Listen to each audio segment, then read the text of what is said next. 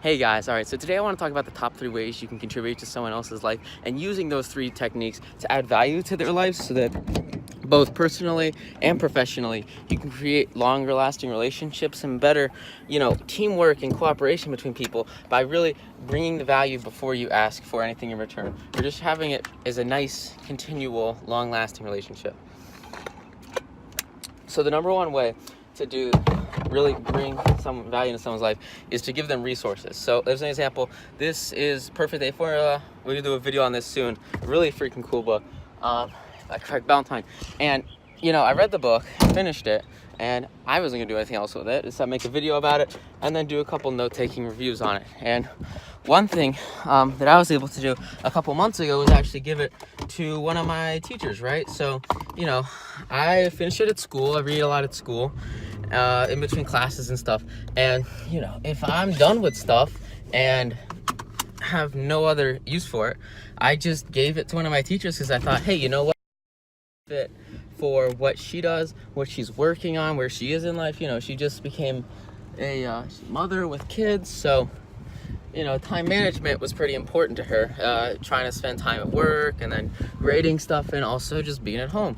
So, it made sense in that situation for her. I connected 1 + 1 is 2, and just trying to think about what resources could you give somebody to empower them to work towards a better, whatever they want to do in life with future, with goals.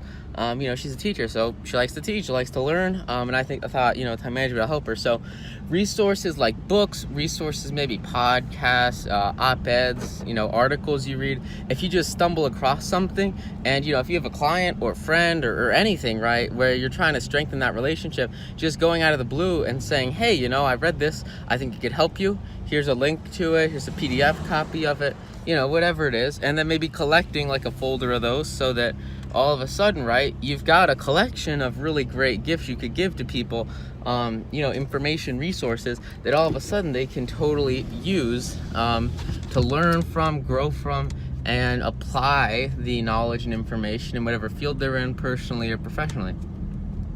So think about the books you read or the articles you read, whatever you read online, or any of the other resources you find, audio, whatever, and think, hey, if you see someone who could use this, share it with them and help them out. So the second thing is, besides resources, is going to be your own commitment, your own results. So if you're really, really good at a very specific industry or specific field, you could share your own expertise with someone and maybe help them with a project or teach them how to do a very, very specific task in their industry or field. So if you have a friend that's struggling maybe if you're really good at sports and they need help with a stance, or they're just trying to position themselves, or something that that you have a niche specialty in, and you can just help somebody out because you've been there and done that, giving them your expertise and sharing with them the skills you have so that they can acquire those skills and master them over time to get to where you are, right? So if you're really good at something and maybe other people aren't, you could teach, and there's a desire, right? There's a drive. They're out there trying to do whatever it is that you're doing, and maybe they're not having as much success. Maybe they just need a little bit of coaching or maybe mentorship, and just being able to go to them and say, hey, I'll help you with that. Don't worry about it. Just like when you're bringing people resources, when you bring them expertise, you're adding value. You don't ask for anything. You're just developing that relationship and building a stronger connection with them by, helping them with something that's easy for you. It would take you maybe 5 minutes to set up a computer, but it takes your grandma 5 hours, right?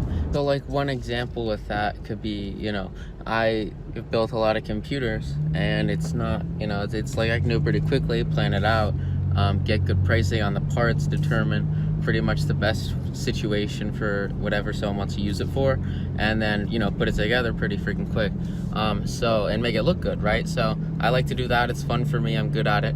So if one of my friends, they have they want a computer and they want to save some money, get the best performance they can, and make it look really good, then I'll just help them out. Yeah, man, I'll come over on a Saturday and build it, and it takes 8 hours. So you're doing both expertise and time, and then at the same time you're really really strengthening, because there's a physical product that comes out of that expertise and out of that dedication that is now a constant reminder of, hey, you know, someone helped me, and now you have added value to that relationship and presented yourself. It's just a giver, which is just a killer position to be in. So just finding those things where it's like there's an obvious gap in expertise and using that as a way to, you know, get a real handle on leveraging your skills to build relationships. So cool stuff. Last one is time. So like, you know, an example, like if you're volunteering somewhere, so if you were going to give your time to a charity or your time, you know, to work, right? You give your time to work. With expertise, I don't think it's as much time because you're already really good at it, so you should be able to do it quickly. But like if you're going to specifically say, hey, you know, I'm going to go pick up trash for 4 hours one day, or maybe an hour a week or an hour every other day, something like that, where you're giving, you know, a chunk of your physical life to help somebody, and that is probably the most powerful way to build a relationship. And it's also, you know, the most costly in regards to, you know, time's the only thing that you're just not going to get back. So really the deepest level of connection where you're showing someone that they matter because of the time you give them, and then building that professional or personal relationship, so that if you have the time to spare and you can give the time physically, you know, there's only 24 hours in a day, so you got to make it work when whatever situation you're in or wherever you're working, and giving, if you want to foster that, that's going to be probably the quickest way to grow into a better relationship and get towards whatever your goals are. So really cool 3 ways to crush it, and I hope it helps you guys apply it. And you know, I was reading this book called The Snowball System, and I think I'll do another video on it. I'll link to the review of it as soon as I put it up in the description.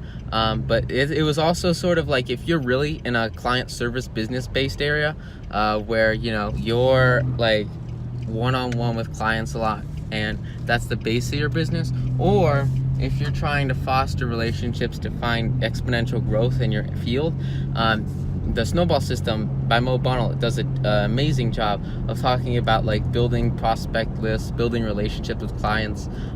Really killer content. I'll link the whole video on it, and we'll go in depth on it if you're interested in really taking your business off in that direction and finding that whole new avenue of growth using relational capital. Because, you know, you get 100 people and they just freaking love you, then you're gonna be golden, right? So that's the strap for today. Thanks guys, have a good one.